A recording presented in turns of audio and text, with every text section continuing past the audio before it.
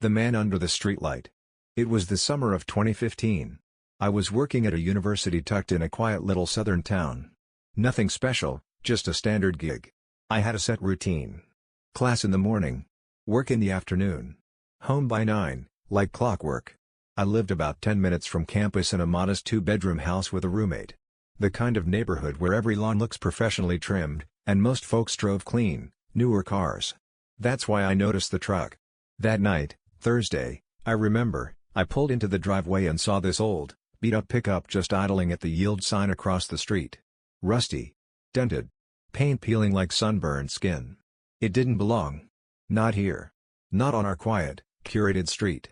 The thing just sat there. Engine humming. Not a soul in sight. It wasn't waiting for traffic, there was none. I thought maybe the driver was texting, but something didn't sit right with me. I didn't want to get out yet. My roommate wasn't home, and I didn't exactly feel safe. I'm small. Petite. And back then, I didn't even carry pepper spray anymore. So, I stayed in the car, watching the truck like it might blink or breathe. Eventually, it rolled off slowly, heading toward the main road. The engine faded.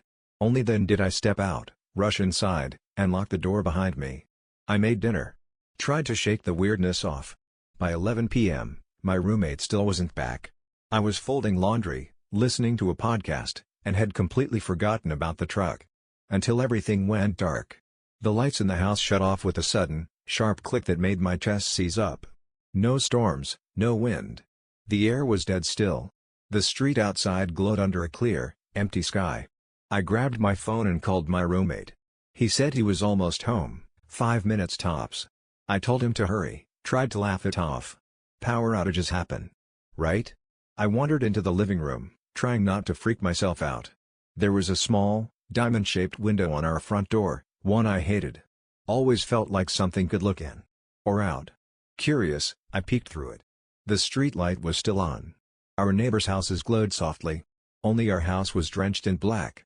Something was off. As I debated going to the basement to check the breaker, my phone buzzed with a text from my mom. Something random, I don't even remember what. I responded. It took all of 5 seconds. When I looked back out the window, my stomach dropped. There was a man. He stood perfectly still under the streetlight, right where the truck had been parked earlier. He hadn't been there before. No sound. No warning. He just appeared. Mid-40s, maybe older. Round belly. Messy hair. Dirty jeans and a stained white t-shirt, like he'd been elbow-deep in grease. He had tiny circular glasses and this awful smug look on his face, like he knew something I didn't. And then he started walking. Not fast. Not slow. Just this awful, casual shuffle straight toward my house. Not the sidewalk. Not the driveway. The yard. Right for my door. He kept glancing around like he wanted to make sure no one was watching, like he was playing a game only he knew the rules to. I froze. My heart thudded in my chest. I couldn't move. My dog didn't bark. He always barked. He didn't even stir. It was like he didn't notice the man at all. I just stood there, invisible in the darkness of my own house, watching the stranger creep across the lawn like a shadow with weight. Then, finally, I saw headlights, my roommate's car turning the corner. The man looked up. We locked eyes through the window. Then he spun around so fast, he nearly stepped into the street right in front of the car. He darted off the lawn and disappeared between two houses without a trace. My roommate screeched into the driveway, flung open the door, and bolted into the house. He didn't say a word. Just grabbed the axe from the utility closet and charged back outside. But it was too late. The man was gone. We called the cops. Called the power company, too.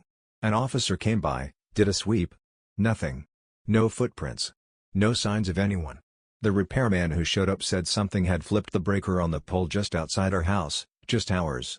Only our line. I asked him if someone could have done that on purpose. He didn't answer. Not really. Just shrugged and mumbled something about maybe. The next morning, we packed our gear and went camping for the weekend. We needed out of that place, even if just temporarily. I don't know if the man came back while we were gone. But after that, I never stayed home alone again. If my roommate wasn't around when I got off work, I'd hang out at a bar until he got back.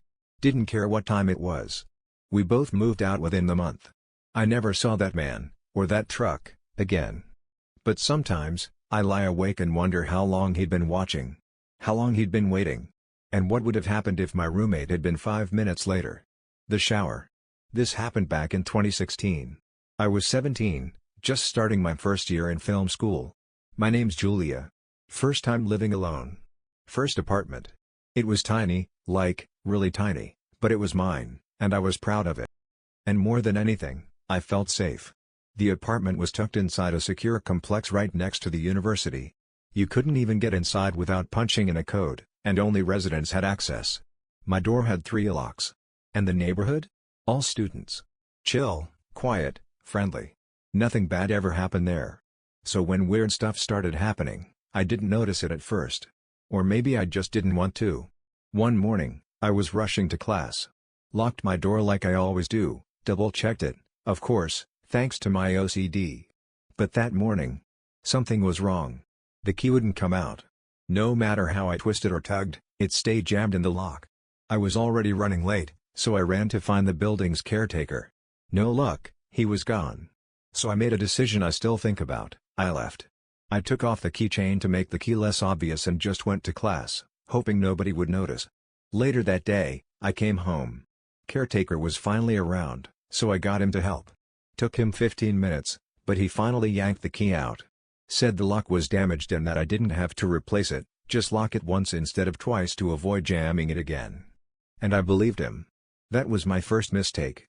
2 months later, it was late, around 11 p.m. and I was taking out the trash before heading to a party. I was on the phone with my sister, chatting casually. I remember telling her, "Gonna take a shower and then head out." Just a normal sentence. But that sentence would almost get me killed. I took out the trash.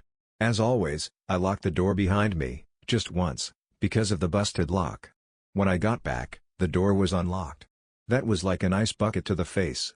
Every part of me screamed wrong. My stomach tightened. But I didn't run. I stepped inside, slowly, and immediately locked all 3 locks behind me, like a reflex. My apartment was small. You walk in and the bathroom is directly to your left. The door was half open. That's when I saw him. A man. Standing in my shower. Back turned to me. Just. Standing there. I froze. My breath caught in my throat. For one awful second, I thought, this isn't real. But then my body kicked into gear. I sprinted to the door and twisted the knob, but it wouldn't open. The broken lock jammed. It jammed again. He was still in there. Still not moving. But I didn't wait to find out when he would. I ran to the window, flung it open, and leapt out, without thinking, without hesitating. I lived on the 2nd floor. The impact shattered my ankles. The pain exploded up my legs. I almost blacked out right there. But adrenaline's a hell of a thing. I forced myself to run, more like crawl limping, down the street until I could finally look back. And that's when I saw him. He was at the window. Watching me. Just standing there. Silent. Staring. I thought he was going to jump out after me. I thought he'd come running. But he didn't. He stayed put. So I hid behind a bush, shaking, and called the police. They showed up within 10 minutes. The station was close by. I didn't think they'd get there that fast, but thank God they did. When they kicked open the door, he was still inside. He was just sitting on my couch, holding a kitchen knife. Like he was waiting for me to come back. Like this was all part of his plan. They arrested him on the spot. And after that, the truth started to come out. Apparently, he'd been inside the building multiple times before. People had let him in, holding the door open behind them like it was nothing. Nobody thought twice. It was a student neighborhood.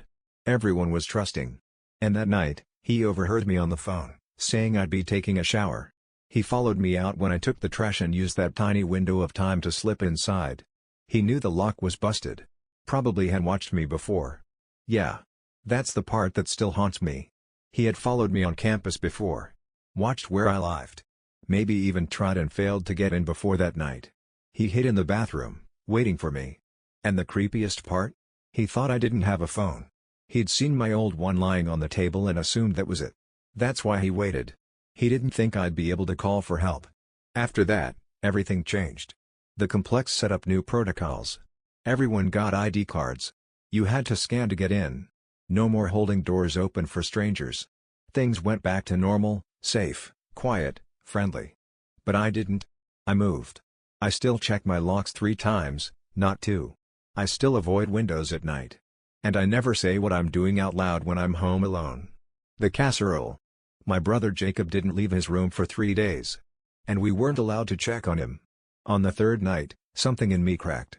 I walked into the kitchen and watched my mom, standing there in silence, cooking yet another casserole, the 6th one this week. The fridge was already packed full, leftovers stacked in plastic containers like bricks. But she just kept cooking. She stood at the counter, her back to me, shoulders slouched, hair newly gray and tangled over her face. Her hand moved robotically, slathering butter over a crust like it was the only thing she knew how to do anymore. "Mom," I said quietly. No answer. I stepped closer and tugged at her sleeve. "Did you hear me? He needs his strength," she whispered, eyes still fixed on the food. "We can't disturb him." Before I could say another word, Dad walked in, whistling like he didn't have two swollen eyes and bags dark as bruises under them. He had 3 cans of Coke in his hand and this fake smile stretched across his face like a Halloween mask. "I'm starving," he said cheerfully. Still trying to get that awful hospital food taste out of my mouth. "They should serve better meals for what they charge," Mom replied, never turning away from the oven. "Right? You'd think Burger King would jump at the chance to open a kiosk in one of those places." They kept talking. Joking. Laughing like everything was normal. Like my brother hadn't been locked away in that room without a sound for 3 days. I stood there, in the kitchen, watching them. They were pretending. And the pretending felt dangerous. Jacob's room sat at the end of the hallway. Closed, silent. No light slipping from underneath, not even a flicker. The only sign it was still his was the old, crumpled Yankees poster taped to the door. That, and the smell. The further I moved from the kitchen, the further I got from the scent of baked cheese and butter. Something else crept in, something wet and foul. Jim's socks. Rot. Decay masked with cinnamon candles. No one else seemed to smell it. "Shouldn't we check on him?" I asked again, this time turning to face both of them. But Dad just kept going, laughing about the hospital not selling snacks. Mom nodded along, her voice soft and weird, like she was underwater. It was like I wasn't even there. I glanced down the hall again. Jacob's door stood like a black hole at the end of a tunnel. Just a door. But I felt it watching me. The last time I'd seen him was 3 days ago, on the ride home. He had slumped in the back seat, skin this pale, waxy green. Eyes rolling back like he was about to fall asleep, or worse. I tried to keep him talking. Told him dumb stories from school. I even made one up about kids pranking the teacher with thumbtacks. He didn't laugh. Didn't even blink. Just coughed until pink spit dripped onto his shirt. "Danny?" Mom's voice floated from the kitchen. "Why don't you heat up some leftovers? We're all craving that spinach and ricotta," Dad added. Can't stop thinking about it. I stayed frozen in place. Because while they were dreaming of casseroles, I kept having other dreams.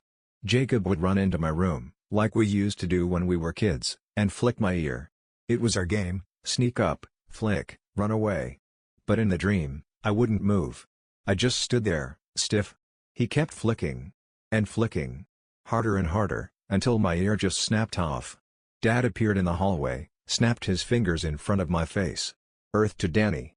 He smiled, but it didn't touch his eyes. "4 plates, okay? 1 for Jacob, just in case. Make sure you heat them up individually. If you do them all at once, the middle won't get warm. Gotta be perfect." I stared at him. Didn't say anything. Just looked. And for a second, he looked back, and something broke. I saw it. Something deep and hollow behind his smile. Like there was a tunnel inside him, long and endless. Then he turned me around with a firm hand on my shoulder and guided me toward the microwave. "Come on now. Let's make this perfect. For Jacob." I nodded. Walked slowly. But something tugged at me. Not curiosity. Not guilt. It was something else. I looked down the hallway again. And this time, I moved. I don't know why. I didn't want to. But I couldn't stop myself. Like my legs were being pulled forward by a string. I reached out and touched the doorknob. It was cold. I turned it. The smell hit me like a wall. Thick and sour. My head spun. Inside, it was dark. Only a sliver of light came from the window, barely enough to see. And then, I saw him. Jacob. Lying on the bed. Eyes wide open.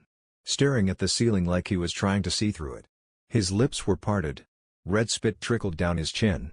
His arms were stiff at his sides, fingers curled unnaturally, like flower petals frozen mid-bloom. He didn't move. He wasn't breathing. I took a step closer. Reached down. Flicked his ear. It was hard. Like plastic. I backed out of the room, slowly, carefully, and closed the door behind me. The second it clicked shut, my brain started to rewrite what I'd seen. Maybe he was okay. Maybe he was asleep. Maybe he was reading a comic book. Maybe he was planning his next ear flick ambush. Maybe. I walked back to the kitchen. My parents didn't even look up.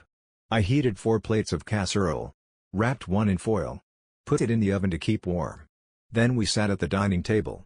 Me, Mom, and Dad. And we ate. In silence.